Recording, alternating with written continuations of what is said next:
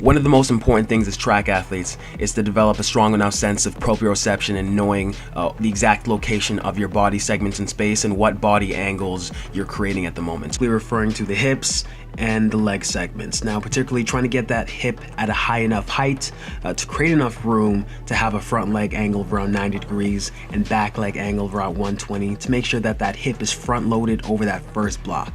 That's gonna create a little bit of mass leaning forward already to help to create a little bit more momentum leaning in that forward direction. So as soon as you're ready to push out of those blocks, it's gonna be a very quick transition. The other thing to keep in mind is that this spine, try to keep that kinetic chain as direct as possible. A little bit of curving in the back is okay, but you want to try to have as much control over that to make the entire process as smooth and as direct as we can.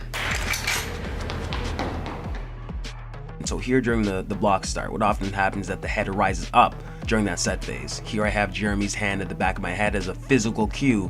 So to remind him and to remind me of maintaining a neutral spine position. So here he does this in practice, and I did it with him, not recorded, but he slowly rises up, head down, hips up, and pushes out into the crash pad here. So here it is demonstrated in practice, the slow progression, rising up and having a strong push out, still looking down into the track. What I often say is that the track's not going anywhere.